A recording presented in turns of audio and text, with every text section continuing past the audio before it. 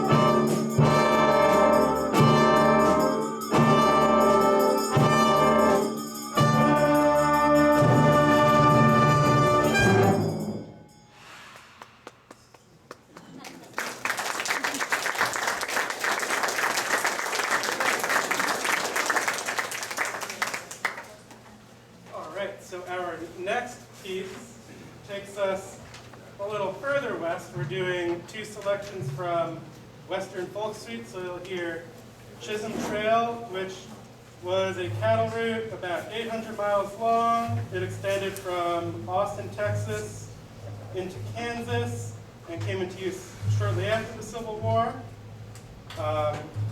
So it is pretty close to what is now US Route 81. And then the second song you'll hear, The Streets of Laredo. Laredo was founded in 1755 by Spanish settlers, occupied by Texans in 1846, and then US troops in 1847. Nuevo Laredo, Mexico, connected by a bridge, is directly across the river. So during the Old West times, it was a popular gunfighter town for both sides of the border. And that's sort of where the lore for the song came around. So this song will have two movements that you'll hear. We'll go into both. There you go.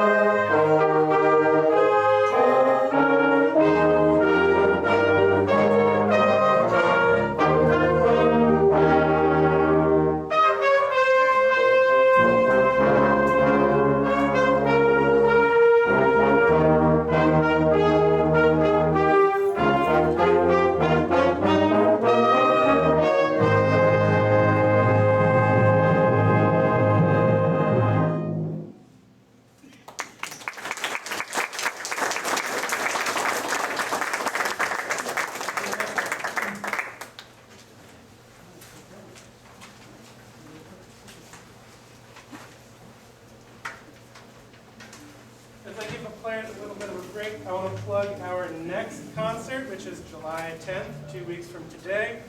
It will be hopefully in the park, and if we have the same weather, it will be here. That will have the marching band and then some of our small ensembles. So there's a woodwind quintet and a brass ensemble that will be playing, so they'll sort of be taking turns. You'll hear a bunch of different groups. And then 2 weeks after that, we'll all be back and we'll be doing a completely different set of music. So lots of fun concerts this summer. Andy? Yes? I forgot to say, also, you're going to have that scholarship on the 10th. At the 10th? Yes. Cool. Also, the band hands out scholarships to a couple of seniors who participated, so that will happen on July 10th as well. My next song, Carmina Burana by Karl Orff. So Karl Orff was a German composer in the early mid-1900s, and the text for this is normally done with an orchestra and a chorus. The beginning is really, you might recognize that it's very famous, but it's set off medieval texts. So someone had rewritten them in the early 1800s, and then Orff set it to music. It's very dramatic, and he's really good at like capturing sort of it. Some of it's like kind of terrifying. So I hope you enjoy it. It's really fun to listen to. Also, in totally different world, Orff is also really well known because he had a philosophy of teaching music that included using mallet instruments like the marimba back there. So a lot of elementary schools will have what they call Orff instruments, little xylophones. It's a really popular thing, and he did all this children's stuff, and also he wrote this music that does not sound like it's for children at all. So I hope you enjoy it.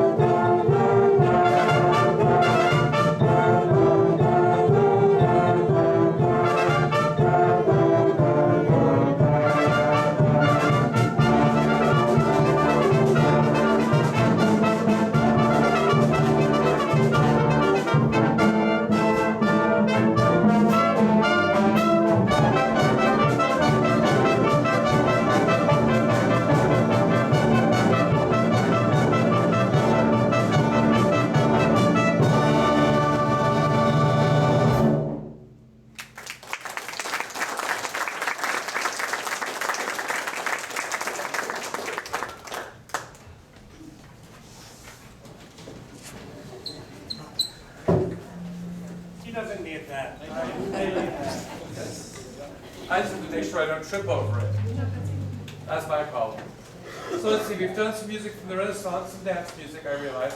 We've done some other classical pieces, Carmina Burana and Prokofiev. Let's see, we've done some songs, programmatic songs, written about, based around the theme of the American West. How about a song about Port Jervis? How about a song about Port Jervis? So, got a story for you. I got to talk a little bit, let them rest their faces a little bit here. So I'm going to talk for a few minutes. I'll stand here by our marching band's first place trophy in the Warwick Firemen's Day Parade.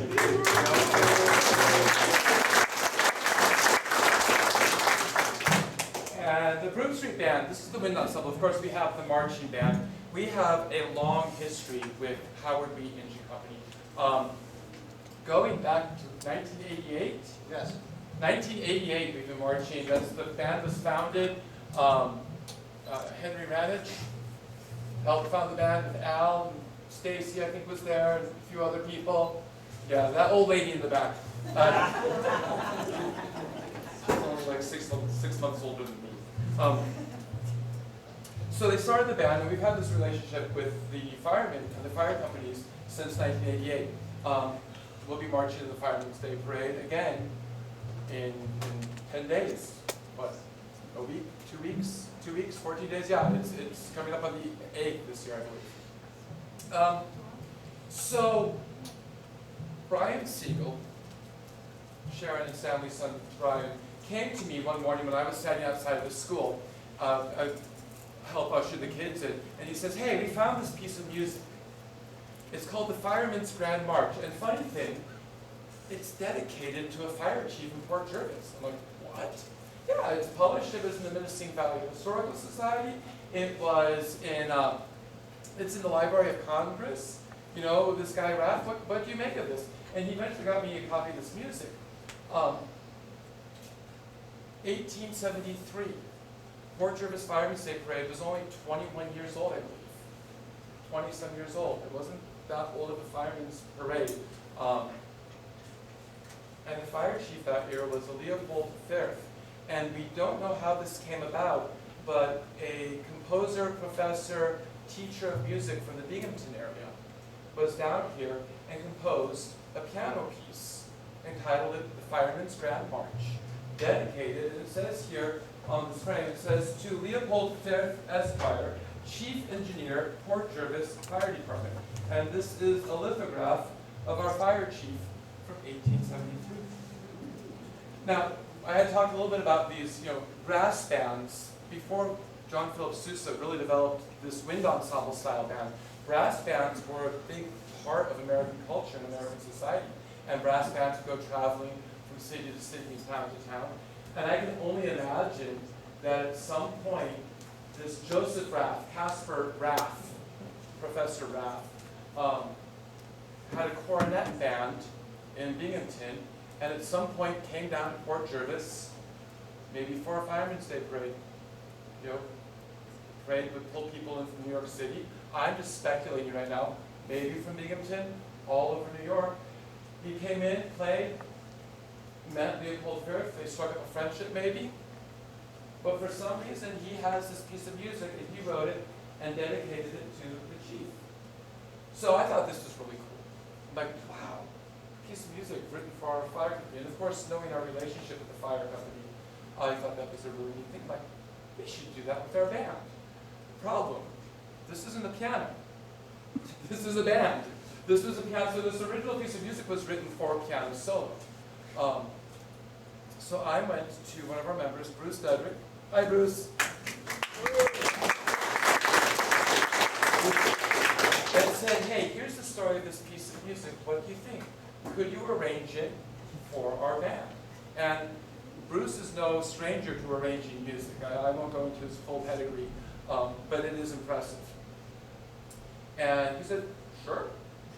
And about beginning of May, he comes out with these parts for band.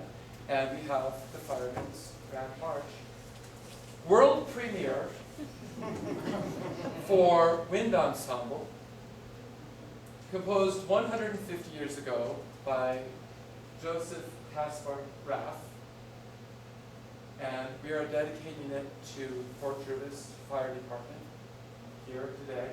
Also as a gift, we have for the Firemen's Museum this plaque. This is the cover of the music, the original music that was published in Florida, and that's also going to the Fire Museum. So please enjoy Fort Jervis's very own Firemen's Grand March.